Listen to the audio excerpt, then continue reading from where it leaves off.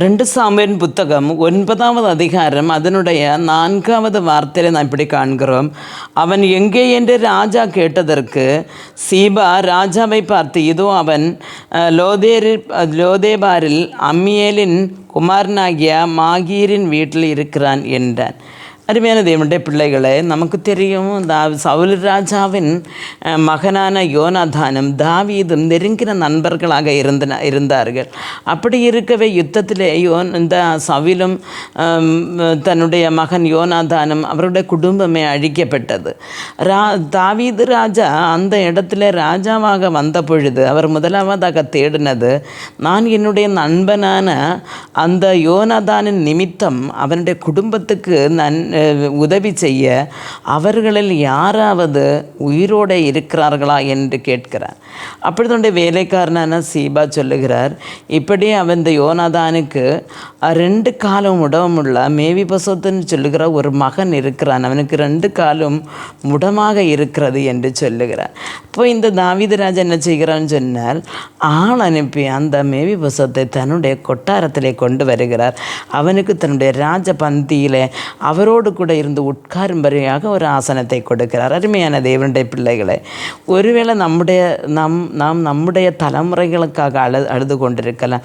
ஏன்னு சொன்னால் அவர்கள் வழி தப்பி திரிகிறார்கள், தேவனை விட்டு பின்மாறினார்கள், அல்லனா அவள் தெய்வ வேலை செய்கிறதே இல்லை அப்படி என்று சொல்லி நாம் அவர்களுக்காக நாம் வேதனைப்பட்டு கொண்டிருக்கலாம். ஆனால் தேவனோடு நாம் நெருங்கின அன்பு இருக்கும் பொழுது, இந்த யோனாதானும் தாவீதும் நெருங்கின நண்பர்களாக இருந்தது போல கர்த்தரிடத்தில் நாம் நெருங்கின நண்பர்களாக இருக்கும் பொழுது நம்மை நிமித்தம் நம்முடைய குடும்பத்திற்கு கர்த்தர் தய பாராட்டுகிறவராக இருக்கிறார். ஒரு நாள் நாம் இந்த உலகத்திலே பார்க்கும் பொழுது பிள்ளைகளுடைய வாழ்க்கை, என்னுடைய மனைவியின் வாழ்க்கை, என்னுடைய புருஷனுடைய வாழ்க்கை சாட்சியை கெட்டிருக்கும் பொழுது தேவ வேலை செய்யாமல் நான் இப்படி என் பிள்ளைகளை சாட்சிகேடாக இருக்கும் பொழுது, நான் வேலை செய்யும் பொழுது மற்றவர்களை என்ன நினைப்பார்கள் அப்படி என்று சொல்லி அந்த வேலையை விட்டு மாறுகிறவர்கள், தேவ வேலை செய்யாமல் வீட்டில் முடங்கி போய் இருக்கிறவர்கள் உண்டு. அவர்களுக்கு தேவன் சொல்லுகிற ஒரு வார்த்தை என்று சொன்னால், நாம் அவரோடு இயேசுவோடு ஒரு நெருங்கின தொடர்பு வைத்து அவருக்கு ஒரு அன்பான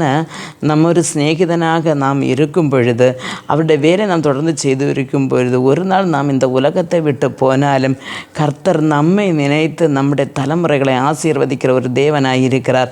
அருமையான தேவனுடைய பிள்ளைகளை, அவர்கள் இருக்கிற இடத்திலிருந்து அவர் முடமாய் அவர்கள் தகர்க்கப்பட்டு அவர்கள் ஒளித்திருக்கிற இடத்திலிருந்து அவர்களை ஆவியானவரை கொண்டு அவர்களுக்கு அன்று வேண்டதை கொடுத்து அவர்கள் வெளியே கொண்டு வருவதற்கு கர்த்தர் போதுமானவராக இருக்கிறார். அருமையான தேவனுடைய பிள்ளைகளை, ஆதனால் இந்த மேவிபோசேத்தை கொண்டு வந்து ராஜாவுடைய அதே ஆசனத்துக்கு சமமான ஒரு ஆசனம் போட்டு அவனை பந்தி இருத்தினது போல கர்த்தரும் பரலோகத்திலே கர்த்தரோடு ஒத்து நம்முடைய தலைமுறைகளையும் பந்தி இருத்துவார்.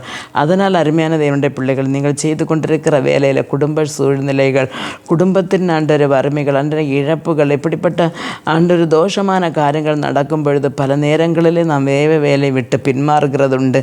அப்படி பின்மாறாமல் மீண்டும் தேவனுக்கென்று செய்ய வேண்டியதை நாம் நம்முடைய மரணம் வரை செய்து கொண்டிருக்கும் பொழுது நம்முடைய குடும்பத்தின் மேல் கர்த்தர் இறங்குவார். அதற்காக கர்த்தர் நமக்கு ஒவ்வொருவருக்கும் கிருபை அருளுவாராக. ஜெபிப்போம். எங்களை மிகவும் அன்பாக நேசித்து வழிநடத்துகிற நல்ல தகப்பனே, இன்றைக்கு இந்த செய்தியை கேட்டுக்கொண்டிருந்தவர்கள் எல்லாம் அரங்கிலும் ஆண்டவரை தங்களுடைய ஆண்டவரை குடும்ப சூழ்நிலை நிமித்தம் குடும்பத்தில் ஏற்படுகிற ஆண்டவரை பகால இன்னல்கள், சண்டைகள், சச்சரவுகள், இழப்புகள் நிமித்தம் தேவனுடைய வேலையை விட்டு பின்மாறி இருப்பார்கள். ஆனால் இந்த நாட்களிலே ஆண்டவரே அவர்களுக்கு மீண்டும் ஒரு உணர்வை கொடுத்து ஆண்டவரை பகால ஒரு நாள் ஆண்டவரை கர்த்தரினுடைய தலைமுறைகளை சந்திப்பார் என்றுள்ள எண்ணத்தோடு கூட உம்மோடு நெருங்கிய தொடர் வைத்து உமக்கென்று வாழ்ந்து உம்முடைய ராஜ்யத்தில் வந்து சேரும்படியாய் ஒவ்வொருவருக்கும் கிருபை அருளுங்கப்பா. இயேசு கிறிஸ்துவின் நாமத்தினாலே ஜெபிக்கும்போது ஜெபத்தை கேட்ட பதில் கொடுங்க ஏசப்பா. நல்ல பிதாவே, ஆமேன். என்ன